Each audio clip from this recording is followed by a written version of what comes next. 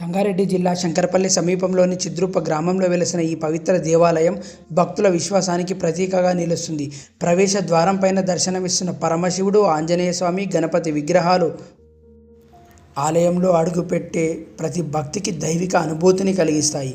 ఈ దేవాలయ గోపుర నిర్మాణం సంప్రదాయ భారతీయమైన ఆలయ శైలిని ప్రతిబింబిస్తుంది. శిల్పాలతో అలంకరించిన స్తంభాలు, గోపురంపై దైవ విగ్రహాలు ఆలయ వైభవాన్ని తెలియజేస్తున్నాయి. ఇప్పుడు మనం ఆలయంలోకి ప్రవేశిస్తున్నాం. ఈ పవిత్ర ప్రాంగణంలో అడుగుపెట్టగానే మనసుకు ప్రశాంతత, భక్తిభావం కలుగుతాయి. పురాణాల ప్రకారం దేవాలయ దర్శనం మనసులోని నెగటివ్ ఆలోచనలను తొలగిస్తుందని చెబుతారు. ఇక్కడ వెలసిన ఈ సీతారాముల వారి ఆలయం భక్తులను విశేషంగా ఆకర్షిస్తుంది. ధర్మానికి ప్రతీక అయిన శ్రీరాముడు, సహనానికి ప్రతిరూపమైన సీతాదేవి, సేవాభావానికి చిహ్నమైన లక్ష్మణస్వామి దర్శనం భక్తులకు ఆధ్యాత్మిక శక్తిని అందిస్తాయి. ఈ శ్రీరాముని సన్నిధిలో నిలిచిన ఆంజనేయ స్వామి భక్తి, బలం, నమ్మకానికి ప్రత్యక్ష రూపంగా భావిస్తారు.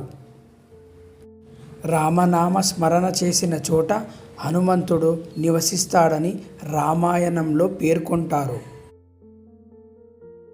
ఇక్కడి ఆంజనేయ స్వామి విగ్రహం ఎంతో మహిమాన్వితంగా కనిపిస్తుంది. హనుమంతుని దర్శనం ధైర్యం, ఆత్మవిశ్వాసం పెంచుతుందని భక్తుల విశ్వాసం. శ్రీరామ్ నామాన్ని జపించే వారికి ఆంజనేయ స్వామి కృప లభిస్తుందని పురాణాలు చెబుతున్నాయి.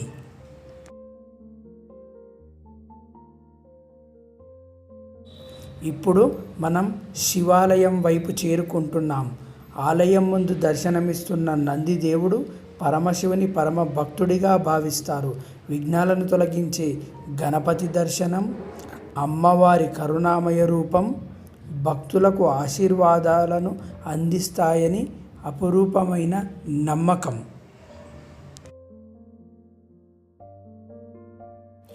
ఆలయం లోపల వెలసిన పాలరాతి శివలింగం ఎంతో పవిత్రంగా దర్శనమిస్తోంది. శివపురాణం ప్రకారం శివలింగం సృష్టి, స్థితి, లయకు ప్రతీకగా భావించబడుతుంది. భక్తితో ఓం నమః శివాయ అని జపిస్తూ శివలింగాన్ని దర్శిస్తే మనసుకు ప్రశాంతత కలుగుతుందని శైవ ఆగమ శాస్త్రాలు చెబుతున్నాయి. ఈ దివ్య దేవాలయ దర్శనం మీకు నచ్చితే వీడియోని లైక్ చేసి షేర్ చేయండి. ఇలాంటి భక్తి వీడియోల కోసం ఛానల్ను సబ్స్క్రైబ్ చేయండి.